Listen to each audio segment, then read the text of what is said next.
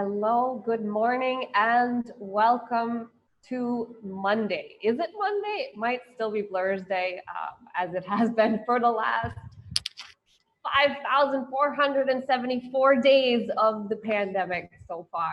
Welcome, this is CosmoQuest, and I am your host, Gillian Rhodes. This is Community Coffee, and specifically, it is your Monday morning community coffee. You can join me every Monday morning at this very time, at this very address in cyberspace to steam ahead into the week with a talk about how art and space and astronomy intersect and fuse and come together in some really wonderful ways.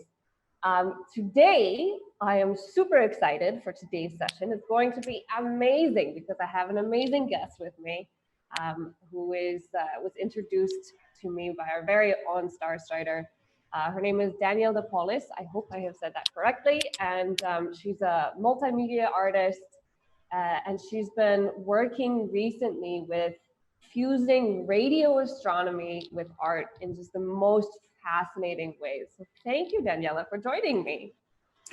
Thank you, Gillian, for having me. It's really great to be back at CosmoQuest. It's a platform that I really appreciate, and I know how much talent and knowledge you put into it. So very pleased to be here. Great. We're happy to have you as well. As usual, I have to just send a little disclaimer. My internet is being capricious as usual. If I vanish in the middle, I will leave you in Daniela's capable hands to tell you about the amazing things that she's working on while I struggle with my connection to come back and join you. So that might be a thing that happens. Daniela, if you could just give us a quick introduction into your work and path so far. Yes, thank you. By now I could really talk for hours about my work.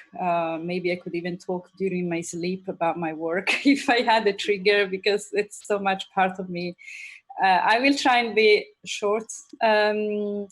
I've been working with, as you said, across neuroscience, radio astronomy, and art for the past 10 years. And this is, I think, a part of my work that has been extremely engaging for me. And also, it's been somehow contributing a lot to the art science discourse, because I developed some innovative technologies and performance processes. So it's been extremely rewarding for me. So I think we can focus on this part of my work. So, and usually when I talk about my work in radio astronomy, radio technologies, art, I focus on my two projects, optics and Cogito in space, although I have a lot of other works in between. But those are really already two projects that I can say a lot about. So to be short, I can say that optics is a live performance where we exchange images using the moon as a satellite, using the moon bounce technology. And this project has been really extraordinary for me to develop for many reasons, because it kind of allowed me to also develop a technology that I call visual moon bounce, where I take the moon bounce technology into the visual field, which was something that radio operators never did before I actually initiated my work with the technology. And also, it allowed me to meet so many people around the world. I involved the audience from all around the world by hosting these global online events where people send me images, we send them to the moon and back. So this really created over the years a wonderful network of friends, of colleagues and scientists, artists participate in this happening. This is how I call them. Where the moon is a sort of fireplace, where we gather around this fireplace and we talk about the moon from different perspectives, art, science, and so on. The other project, Cogito in Space, is a little more philosophical. So optics, I always refer to it as a very experimental, playful project, whereas Cogito in Space is more philosophical, and there is a lot of thinking behind it. But essentially, it's also very audience-oriented in the sense that the participants are the real protagonists of the work. And we send their brainwaves into space while they watch a film in virtual reality of the Earth seen from space. And this whole project was somehow based on the overview effect, and I worked on a very artistic interpretation of this concept by Frank White.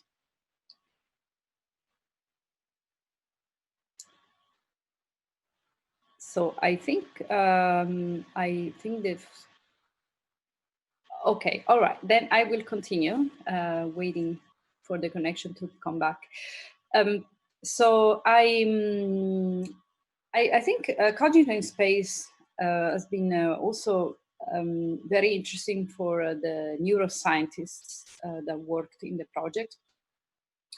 And something that we had to develop during the 2 years work in progress was a software, a code to convert the brain activity of a very advanced EEG, electroencephalogram device, into a sound that we could send into space. So that was a big part of the work.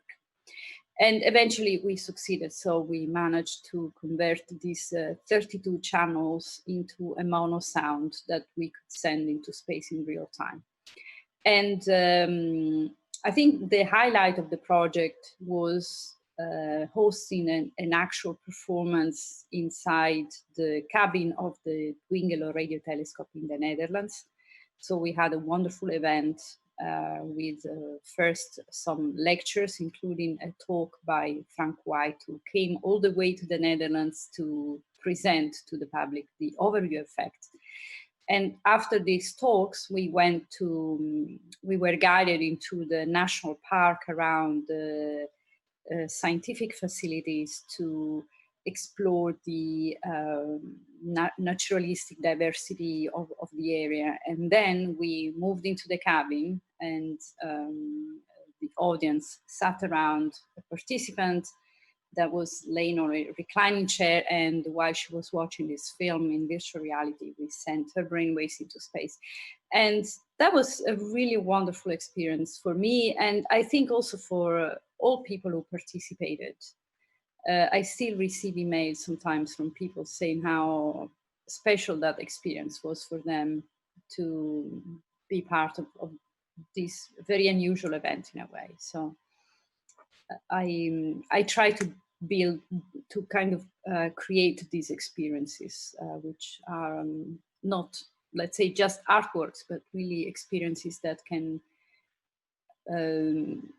be experienced by everybody, not only by art professionals or people who are familiar with the visual language or the aesthetic language as professionals, but really people from any walks of life.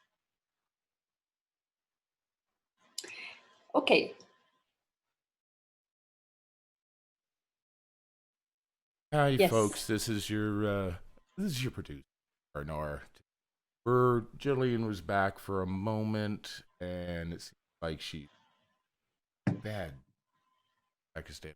I don't have you up right at the moment, Daniela, because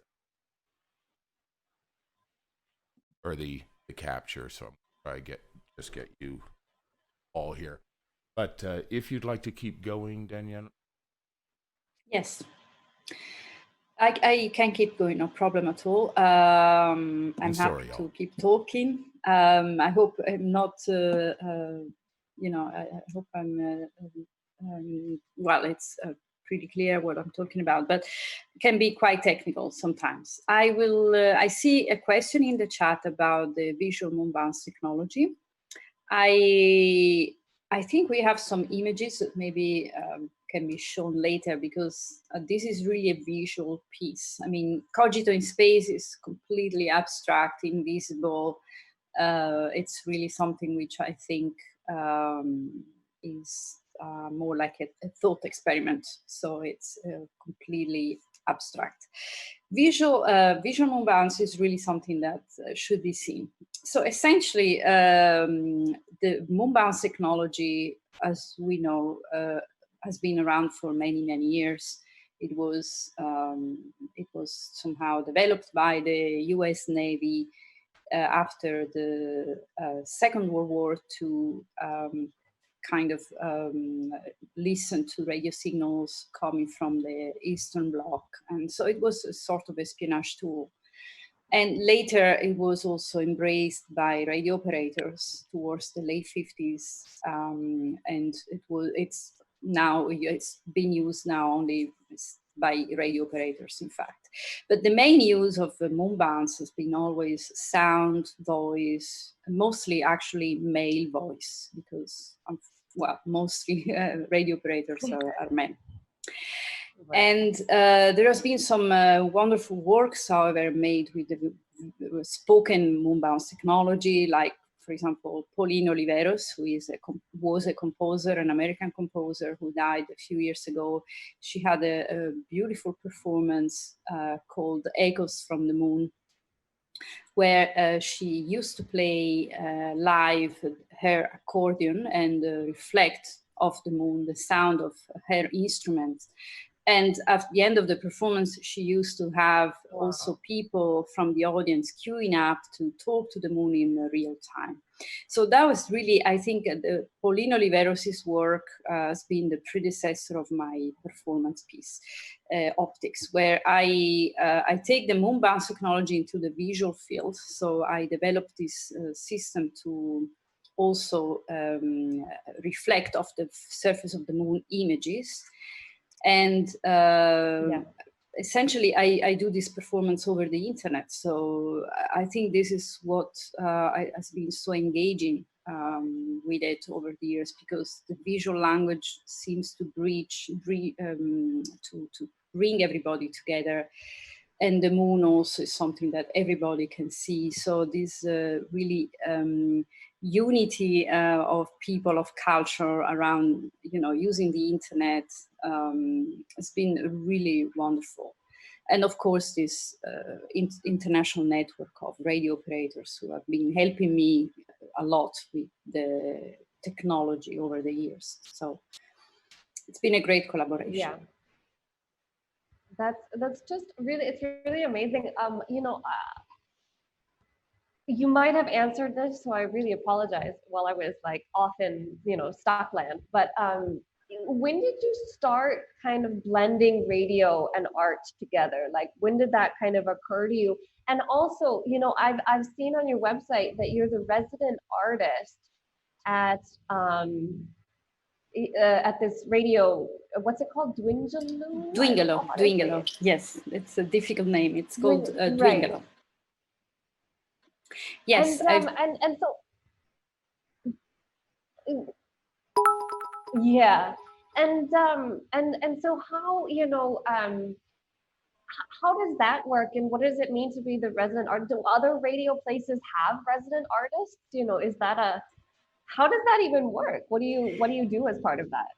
Oh, that was just also another big experiment. So I literally, everything began actually in a very informal, casual way. So I was working on a completely different artwork back then in 2009.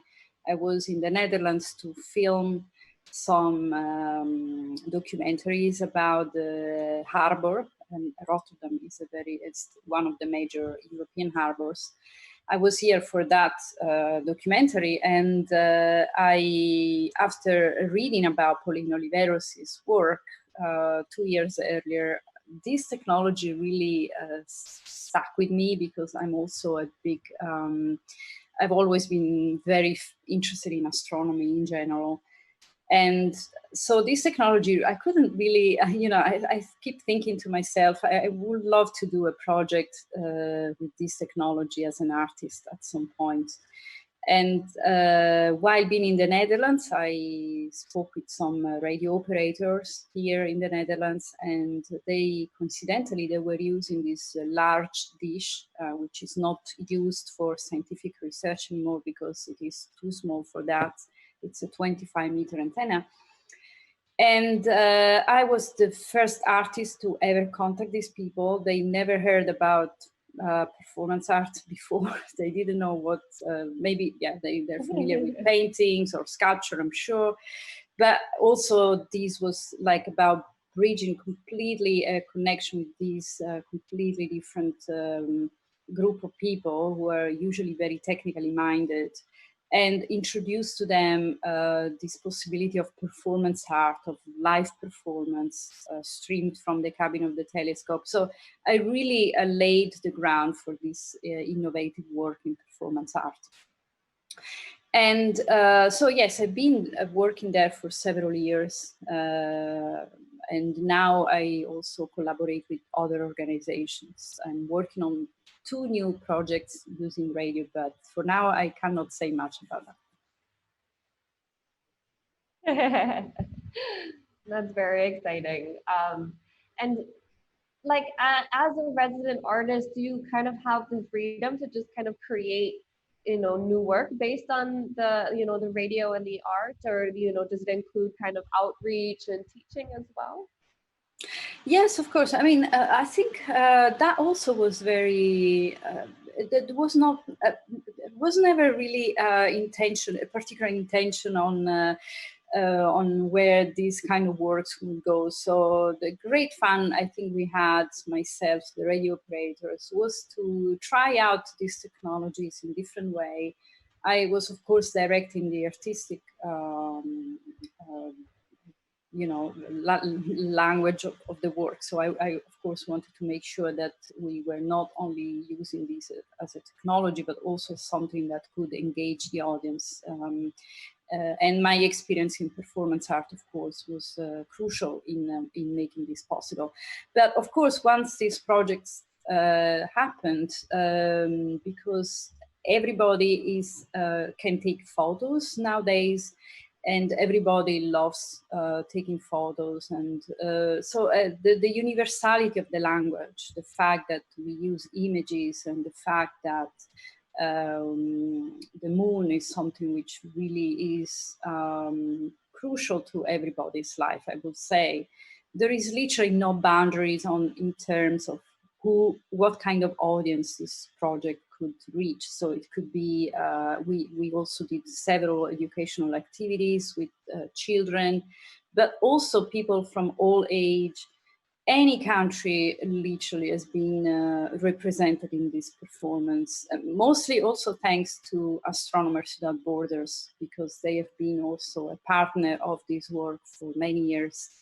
And I think thanks to them, this has really become a global project. And we usually have all continents represented when we do this performance with AWP.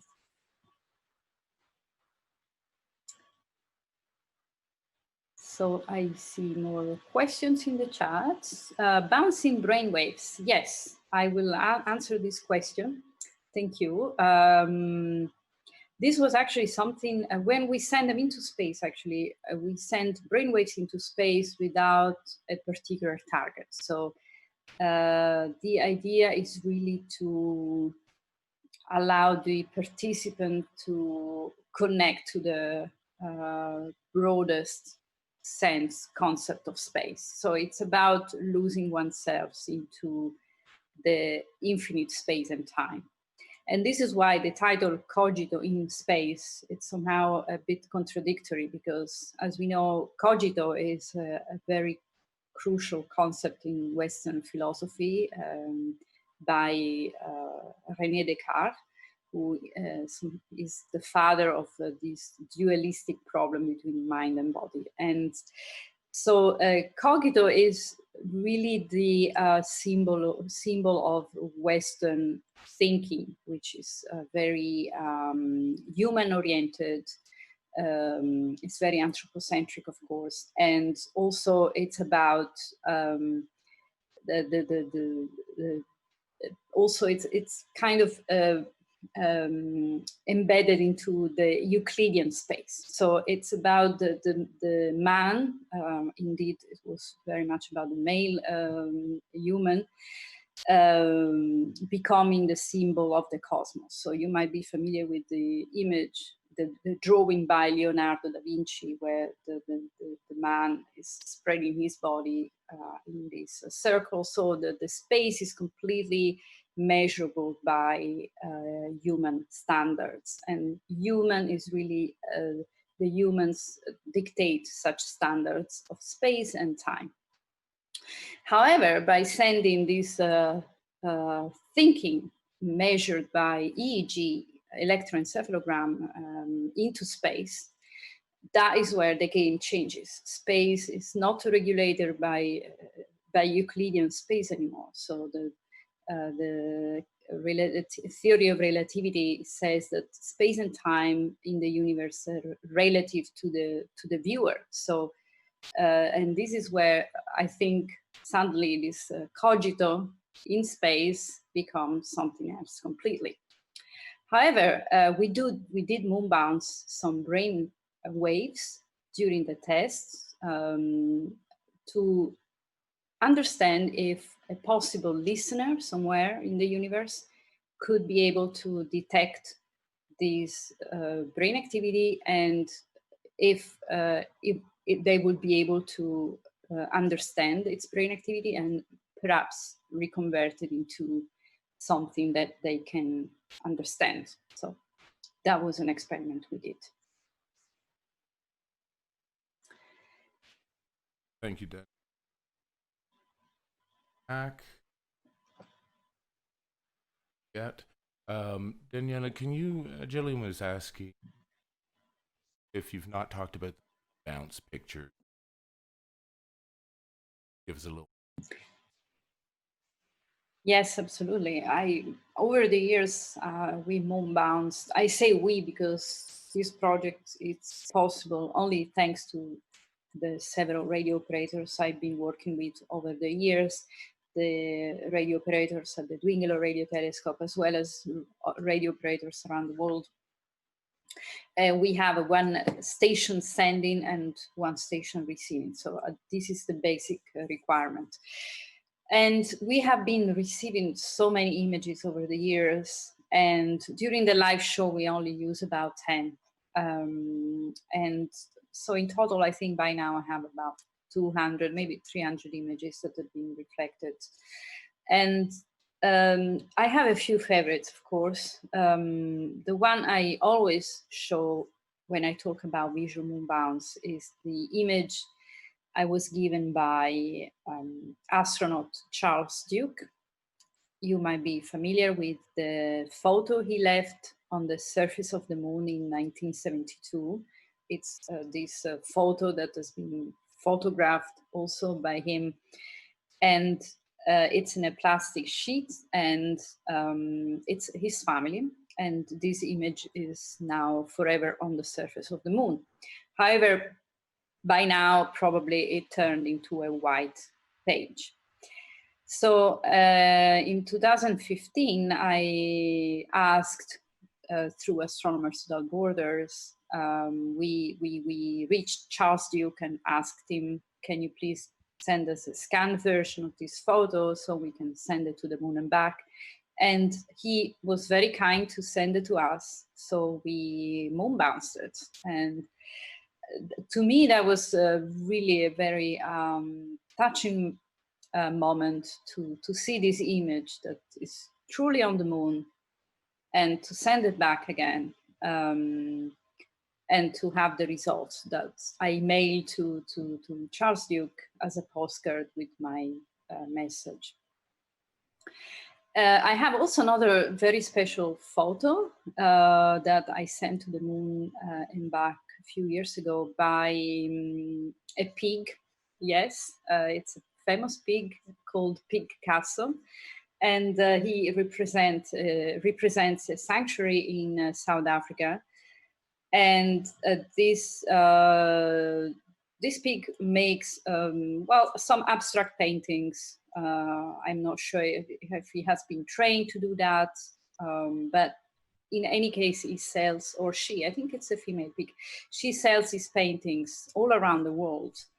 And they're very interesting paintings. Wow. And one time I asked the caretaker of Picasso to send me one of the photos of one of his her paintings, and so we also moon bounced that. So wow. Interspecies collaboration, also animal intelligence.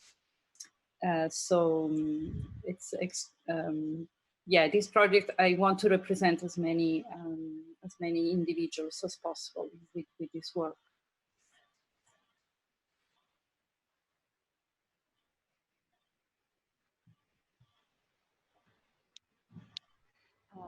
Okay, it's amazing, Daniela, and thank you for just continuing on with such, force. My connection is challenging tonight, as I thought it might be. Anyway, so what do you think is the future? As we're, you're just kind of as a way to wrap up. CosmoQuest is streaming the this live press conference of the summer AAS meeting in a few minutes, and so we're going to hand over to them for that coverage. But what do you think is the future of technology and art as we make new technologies? We find new ways to make art, and what do you see in the future of that? Well, I'm by no means the pioneer of collaboration between artists and scientists. That has been happening for many decades. I have innovated the field of amateur radio and the field of performance art through this very specific combination of technologies and also methodologies I apply in my work. So this is a field of research in the arts that has been really very lively for at least the past, I would say, century maybe. I'm not an expert, I'm not an art critic, but I think it's been going on for many decades. I think in my case, I use both old technologies and new technologies. In optics, I use a vintage technology, which is moon bounce. In Cogito in space, I developed this innovative combination of neuroscience and radio astronomy. So I think this field of research is really I don't know, I cannot see the end of it, in the sense that there is so much really bringing together artists and scientists. The more I work with scientists, the more I realize how like-minded we are in terms of exploring the unknowns, of the curiosity that really is very much the same, although projected into different fields maybe. So I think artists, we tend to be more critical thinkers perhaps, or we somehow are introspective. We look into human nature, for example.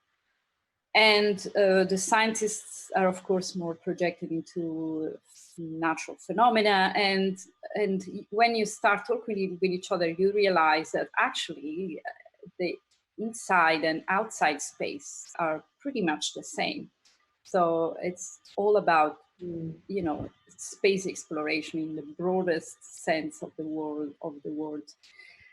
This is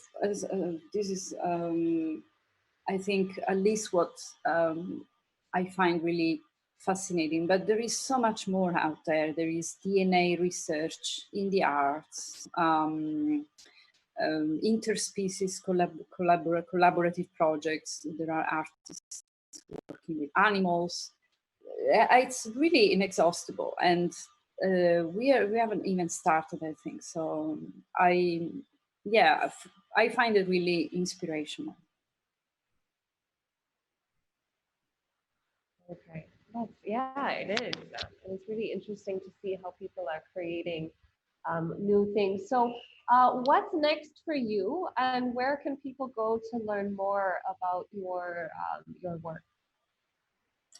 So I think for me, I will keep working on this. I'm in this crossing over neuroscience and radioastronomy. I find it really interesting, especially because for me, those two sciences ask similar questions. So when radio astronomers look into the deep space of the universe, reaching the edge of the Big Bang, this, in my opinion, echoes very much the questions that neuroscientists ask about what is consciousness, what is intelligence, and those questions also really zoom into the deepest, darkest spaces of the inner world. And when you compare them with each other, they're really, in my opinion, as just as compelling. I'm not sure whether it's more compelling the question of consciousness or the question of what was before the Big Bang. You know, I just cannot say. I want to bring this questioning together, and I want to work around that for as many years as possible. And my website, of course, is my name, danieladepaulis.com, and please feel free to contact me with questions. There is a contact form if you like. Thank you. Thank you so much, Daniela. It's been such a great pleasure to talk to you. And I will definitely watch the replay to hear all the things that I missed when I was struggling. This has been Community Coffee from CosmoQuest. We're going to hand over to the press conference, American Astronomical Society. So we're just going to do that handoff. I do owe somebody a happy dance for bits and subscribes, so I'm going to give you your happy dance. So thank you so much for your bits and your subscribes and for being here this morning with me. And join me next Monday at the same time for more space arts discussions and intersections. Thank you guys so much. And thank you, Daniela. Thank you, Gillian. It was a pleasure to meet you. And thanks to all team at CosmoQuest. You're wonderful.